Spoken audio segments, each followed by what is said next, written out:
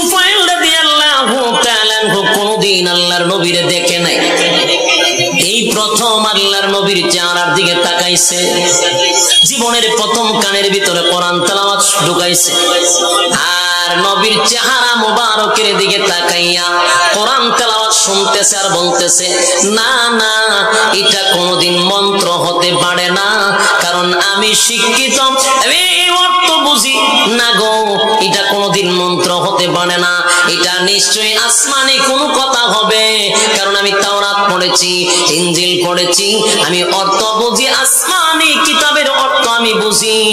আর যার চেহারার দিকে তাকায় আছি উনি সাধারণ কোনো মানব না, উনি আল্লাহর পাঠানো কোনো পয়গম্বর।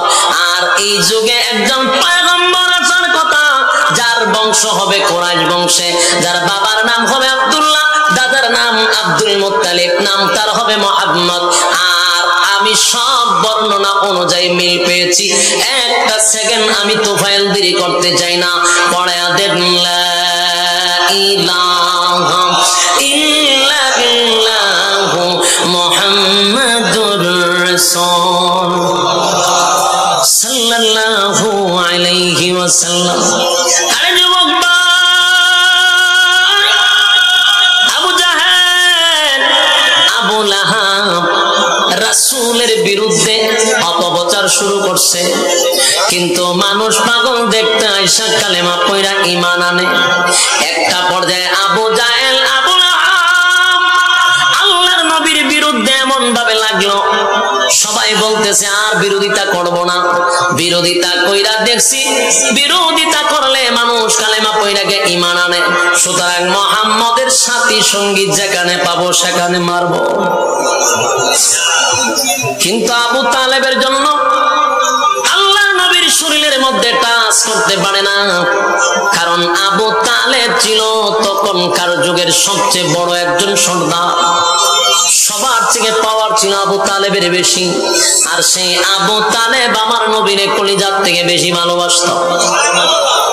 আবু তালেবের জন্য আল্লাহর নবীর শরীরে আঘাত করতে পারে না, এই জন্য সময় বিচার দায়ের করছে আবু তালেবের কাছে, আবু তালেব গো, তোমার বাতিদারে তুমি সামলাও, তোমার বাতিদা বাপ দাদার ধর্মের মধ্যে চুনকালি মারতেছে, তোমার বাতিজারে বলো এই রকম ধর্ম প্রচার করা বন্ধ করার জন্য তুমি যদি না পারো রে আমাদের হাতে ছেড়ে দাও, আমরা তোমার বাতিজারে সাইজ করব না। আউযুবিল্লাহ। আবু তালেব বলেন, আরে সর্দারেরা শুন, আমার বাতিজার ধর্ম আমি গ্রহণ করব না, কথা ঠিক, কিন্তু আমার বাতিজার উপরে টাচ করার মতো শক্তি মক্কা নগরীতে এমন কারো হয় নাই। আবু তালেব যতদিন বেঁচে ছিল ঠিক ততদিন আল্লাহর হাবিবের শরীরে টাচ করার কেউ সাহস পায় নাই। কিন্তু আবু তালেব কালেমা পড়ে নাই, কালেমা পড়ে নাই। যুবক ভাইরা আমার, দুইটা পার্থক্য আমি বুঝাইতে চাই। আবু লাহাব রাসূলের বিরোধিতা করছে সব সময়, যার বিরুদ্ধে কমপ্লিট একটা সূরা আল্লাহ নাজিল করছে, তাব্বাত ইয়াদা আবি লাহাবি ওয়া তাব্বা। আবু লাহাবের বিরুদ্ধে আল্লাহ কমপ্লিট একটা সূরা নাজিল করছে। সেই আবু লাহাব নবীর আপন চাচা, বিরোধিতা করছে জনম্ব। আর রাসূলের আপন চাচার একজন হলেন আবু তালেব, যিনি রাসূলকে কলিজার থেকে বেশি ভালোবাসতেন। একদিন নয়, দুই দিন নয়, কিতাবে আসছে ৪৫ বছরের উপরে আমার নবীরে লালন পালন করছে। যুবক ভাইরা আমার, বৃদ্ধ বাবারা, বলুন তো দেখি আপনার সন্তানরা আপনি কয় বছর লালন পালন করেন?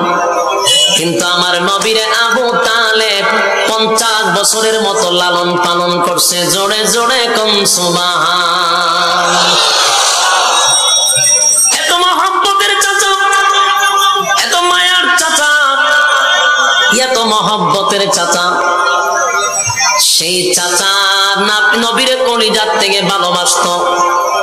আল্লাহর নবীর সামনে একদিন দাঁড়ায় বলেন, বাতিজারে, কেউ যদি তোমার বিরুদ্ধে কথা বলতে যায়, কেউ যদি তোমার বাধা দেয়, আমি আবু তালেবের তরবারি দিয়া তার ফয়সালা সর্বপ্রথম করব। কারণ বাতিজা, আমি তোমারে আমার চেয়েও বেশি ভালোবাসি।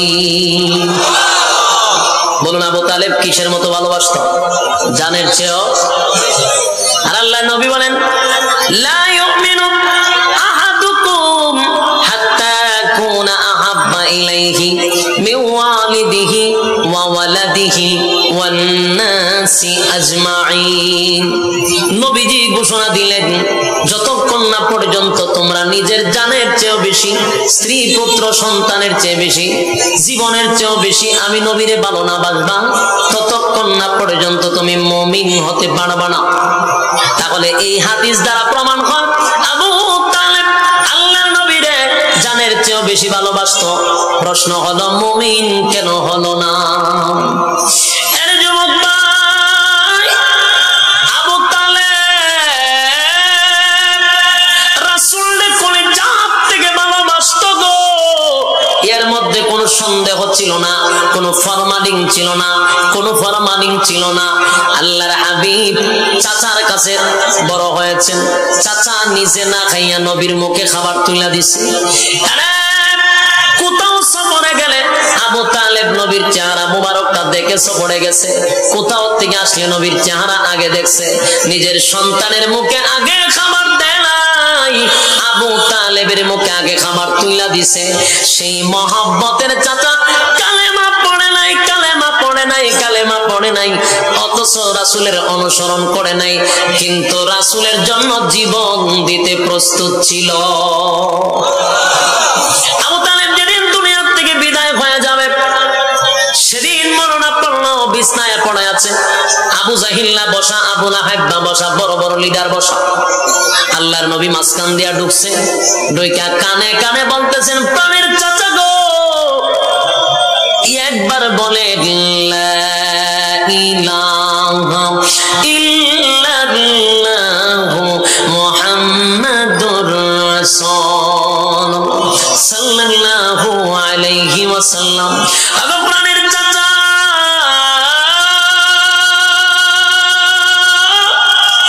একবার শুধু আমার সঙ্গে পড়েন গো, লা ইলাহা ইল্লাল্লাহ, নেই কোনো মাবুদ এক আল্লাহ ছাড়া, মুহাম্মাদুর রাসূলুল্লাহ, আমি আল্লাহর বান্দা এবং রাসূল, এতটুক শুধু স্বীকার করেন।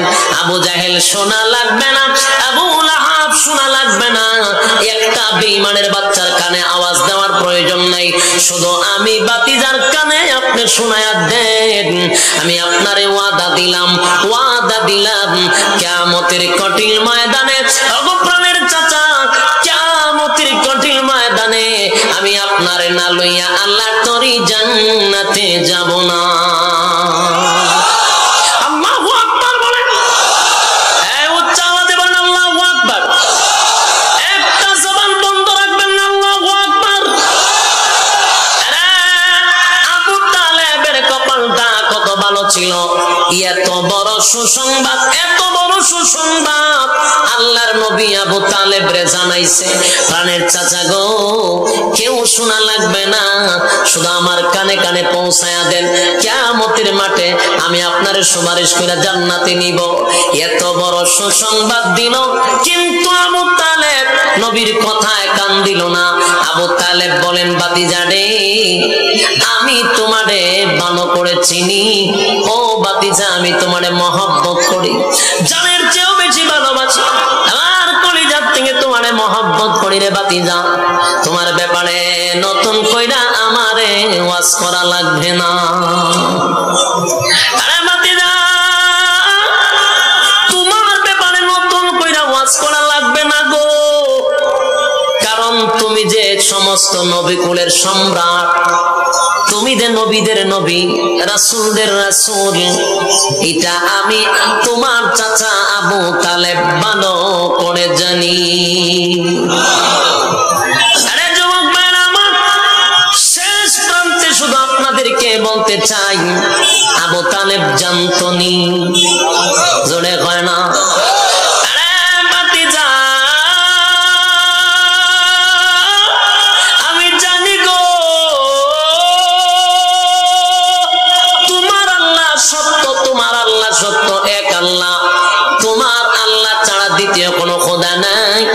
আমি বিশ্বাস করি, আমি জানি তোমার মালিক একজন, আর এই ব্যাপারে কোনো সন্দেহ নাই। ভাতিজা এটা আমি জানি, জানার মধ্যে কোনো ধরনের কমতি নাই।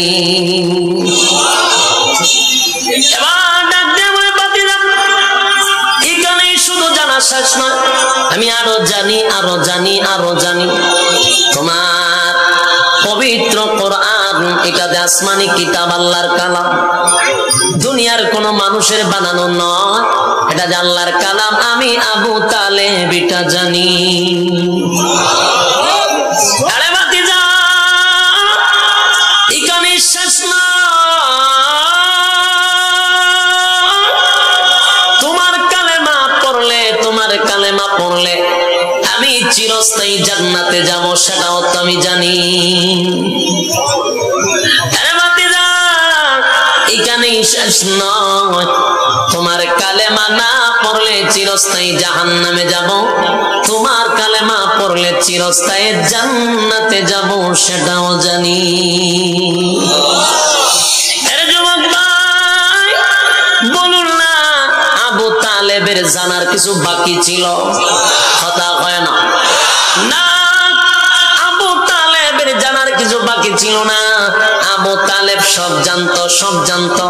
জানার পরেও আবু তালেব রাসূলকে বলে, ভাতিজা রে, তোমারে কলিজার থেকে ভালোবাসি, তোমারে আমি মহব্বত করি, সবচেয়ে বেশি ভালোবাসি, কিন্তু তোমার কালেমা আমি পড়তে পারবো না, বাপ দাদার ধর্মের মধ্যে সুনকালি মারতে পারবো না, আর আমি যদি মারা যাই, ওই দেখ আবু জাহিল আবু লাহাব বসা, সারাটা জীবন আমারে মানুষ মিথ্যা অপবাদ দিবে।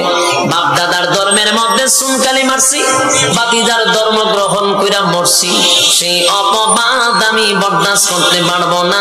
এই জন্য জেনে শুনে জাহান্নামটাই বেছে নিলাম। নাউজুবিল্লাহ কি মাহফিলের পড়ে? আরে যুবক ভাইরা ভালো করে খেয়াল রাখবেন, আলোচ্য বিষয়ে বলেছিলাম হেদায়েত কে দেয়? আরো জোরে। জানার কোনো বাকি ছিল না, আবু জাহিলার জানার বাকি ছিল না। ওই আবু লাহাবও অনেক কিছু জানতো। আবু লাহাব জানতো যেদিন আল্লাহর হাবিব দুনিয়াতে পদার্পণ করেছিল, আবু লাহাব তার বান্দি আজাদ করে দিছিল। নবী যে নবী হবেন এটা আবু লাহাব বুঝতো, কিন্তু মানতো না। আবু লাহাব জানতো, মানতো না। আবু লাহাব যদি ভালো নবীরে না পাইতো, আবু লাহাবের দুইটা ছেলে নবীর দুইটা মেয়ের দিয়া বিয়া করাইছে। এই ঘটনা শুনছে? নবীর দুইটা মেয়ে আবু লাহাবের দুই ছেলের কাছে বিয়া দিছিল। ভালো সম্পর্ক ছিল, চাচাও সম্পর্ক ছিল, বিয়াও ছিল। সম্পর্ক ভালো ছিল, কিন্তু স্বার্থের জন্য, চেয়ারের জন্য, ক্ষমতার জন্য জানার পরেও মানছে না। আবু তালেব বলেন, ভাতিজা মহব্বত করি, কালেমা পড়তে পারবো না। আল্লাহর নবী এই কথা শোনার সাথে সাথে চোখ দিয়া পানি ছেড়ে দিছে। আমার নবীর চোখ দিয়া পানি পড়ে, কান্দে। নবীজি কান্না শুরু করে দিয়েছে। নবীজি কান্দে, এরে প্রাণের চাচা,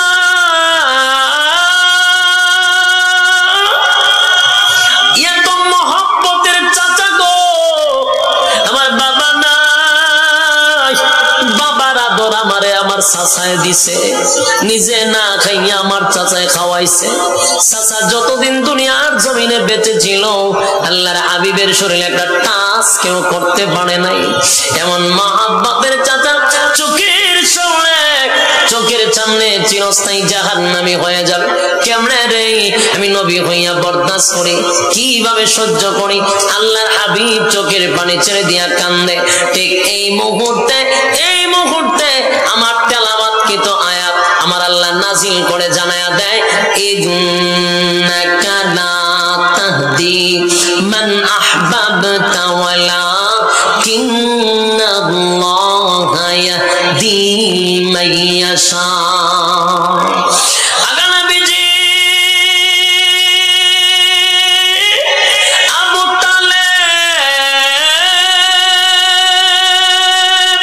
আপনার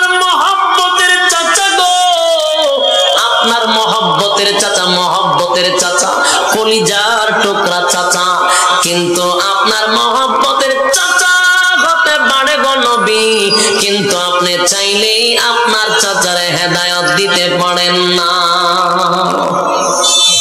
হেদায়েত কার হাতে? আল্লাহ বলেন নবী গো মহব্বতের হতে পারে, এই জন্য ভাববেন না আপনি হেদায়েত দিতে পারবেন, কারণ আমি আল্লাহ আপনার হাতে হেদায়েতের চাবি দেই নাই। নবীজি যত পয়গম্বর নবী রাসূল দুনিয়াতে পাঠাইছি কাউরে হেদায়েতের মালিক বানায়া পাঠাইছি না, প্রত্যেক নবীরে পাঠাইছি হেদায়েতের রাস্তাটা দেখায়া দেওয়ার জন্য। নবীরারে কি হেদায়েত দেওয়ার জন্য পাঠাইছে না রাস্তা দেখাবেন?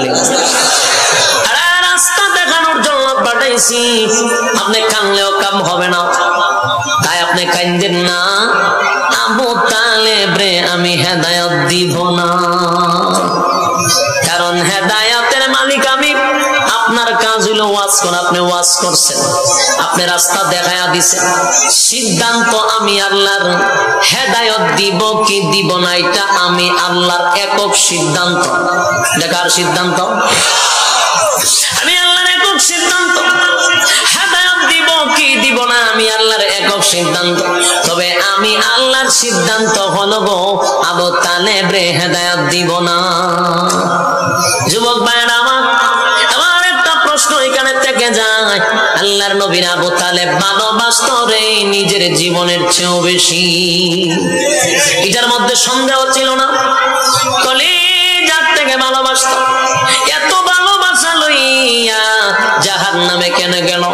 তার একটা কারণ ছিল, আবু তালেব ভালোবাসতো ঠিক, মহব্বত করতো ঠিক, সব ঠিক ছিল, কিন্তু ছিল না রাসূলের অনুসরণ। কি ছিল না? অনুসরণ ছিল না, অনুকরণ ছিল না। রাসূলের ইতাআত করতো না, শুধু ভালোবাসার স্লোগান দিত। আবু তালেব নাই, কিন্তু আবু তালেবের ছেলেপেলা কিয়ামত পর্যন্ত থাকবে। আবু তালেবের মতো মুখে মুখে স্লোগান দিবে নবীরে ভালোবাসি ভালোবাসি ভালোবাসি স্লোগান দিবে। আবার দেখবেন রাসূলের পাত থেকে মাথা পর্যন্ত রাসূলের সুন্নত পাওয়া যায় না, রাসূলের তরিকা পাওয়া যায় না, কিন্তু মুখে মুখে স্লোগান দিবে কলিজার থেকে বেশি ভালোবাসি। কথা হয় না? আবু তালেব রাসূলের কলিজা দিয়ে ভালোবাসতো, আর আবু তালেবের উত্তরসূরিরাও রাসূলকে ভালোবাসে, এর সন্দেহ নাই। কিন্তু আবু তালেবের যেমন অনুসরণ ছিল না, এদেরও অনুসরণ নাই। আবু তালেব ভালোবাসা গেছে জাহান্নামে, এরাও ভালোবাসা দেব জাহান্নামে। আবু জাহেল রাসূলের ব্যাপারে সব জানতো, জানার পরেও বিরোধিতা করত। খলিফাতুল মুসলিমিন উমর রাসূলের বিরোধিতা করত। দুজনের মাঝখানে উল্লেখযোগ্য বেশ কম ছিল। আবু জাহিল্লা জান্না শুন্না করত, উমর রাসূলের ব্যাপারে কিছুই জানতো না। তারা যেইভাবে বলতো উমর সেইভাবে লাফাইতো। যেদিন উমর সর্বপ্রথম কোরআন শুনছে সেদিন উমর মানার চেষ্টা করছে, বুঝার চেষ্টা করছে, আল্লাহ হেদায়েত ডাইলা দিছে। আবু জাহেল বুঝার চেষ্টাটুকু করে নাই, ভালো করে শুনছে, শোনার পরে মনের ভিতরে আসছে এটা সত্য, কিন্তু মানার চেষ্টাও করে নাই। আল্লাহ তার কপালের মধ্যে মোহর মাইরা দিছে। শেষ কথাটা এটাই, বর্তমান সমাজে যারা সুদ খায়, সুদ খাওয়া হারাম আমরা জানিনি, কথা বলেন, ঘুষ খাওয়া হারাম জানিনি, জেনা ব্যভিচার করা হারাম জানিনি, যারা টেন্ডারবাজি সাদাবাজি করে দুর্নীতি করে করা যায় হারাম জানিনি, মিথ্যা কথা বলা হারাম জানিনি। জানার পরেও যারা সুদ খায়, জানার পরেও যারা ঘুষ খায়, জানার পরেও যারা সুদে ঘুষে লিপ্ত হয়, জেনা ব্যভিচারে লিপ্ত হয়, দুর্নীতিতে লিপ্ত হয়, বুঝবেন এরা আর আবু জাহেলের মধ্যে কোনো পার্থক্য নাই। জানে আবু জাহেল রাসূলের সব ওয়াজ জানতো, মানতো না, এখনো তারা মানে না। আবু জাহেল মানতো না, আবু লাহাব সব জানতো কিন্তু মানতো না। এখনো ওয়াজ আমরা অনেকেই জানি কিন্তু মানি না। মানার কাজ ছিল না আবু জাহিল্লার, আবু লাহাব। এখনো যারা মানে না সব সিটারের জায়গা হবে একটার ভিতরে। কথা বুঝতেছেন? আসেন, আবু তালেবের বিষয়টা ভিন্ন। আবু তালেবের বিষয়টা, আবু তালেব বাটপারি করছে না, সিটারি করছে না, খালি মানে নাই কিন্তু মহব্বত করছে কলিজার থেকে 100%। এই জন্য আল্লাহ বলেন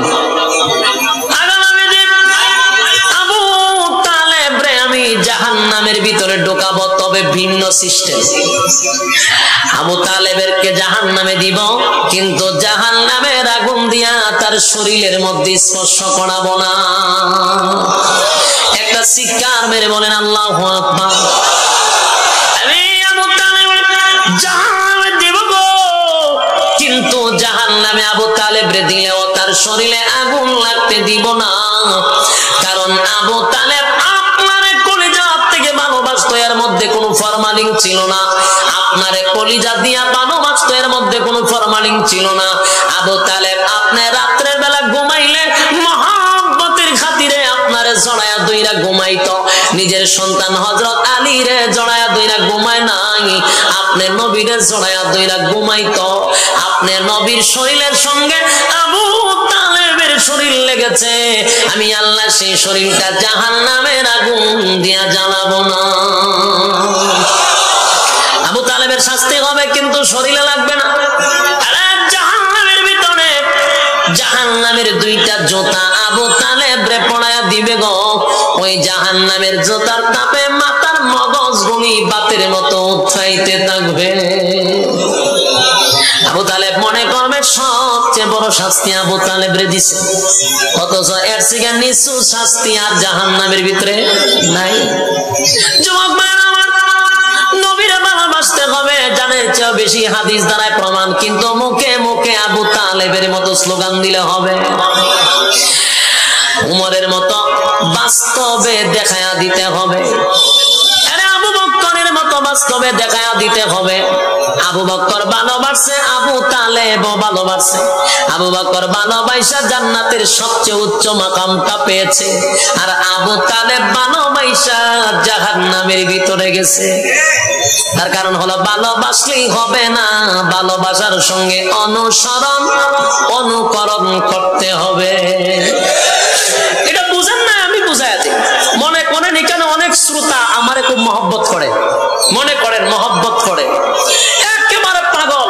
হুজুর আপনার লেগে জান দিলাম, পাগলই যায় মানুষ। আচ্ছা ভালো কথা, এখন আমার কাছে আইছে হাদিয়া তো ভালো, হুজুর ভালোবাসি নেন, এটা খান হেটা খান, ভালো কথা। কিন্তু আমি টাকায়া দিই, এর মাথার টুপি নাই, দাড়ি নাই, পাঞ্জাবি নাই, শর্ট প্যান্ট। বলুন ভালোবাসা আসেনি? জি না বলে ভালোবাসা আছে, ভালোবাসা পুরা ভিতরটা ভর্তি, কিন্তু অনুসরণ নাই। যেরকম ভালোবাসা আছে, অনুসরণ নাই। ভালোবাসা আছে কি নাই? তাহলে এরকম ভালোবাসা একজন আরেকজনে বাসতে পারে। হিন্দু ছেলে হিন্দু মুসলমানের মেয়েরে ভালোবাসে, মুসলমান ছেলে হিন্দু মেয়েরও ভালোবাসে, বন্ধু বন্ধুরে ভালোবাসে। হিন্দু ছেলে আরেক হিন্দু ছেলেরে মহব্বত করে, বন্ধুত্ব ভালোবাসা।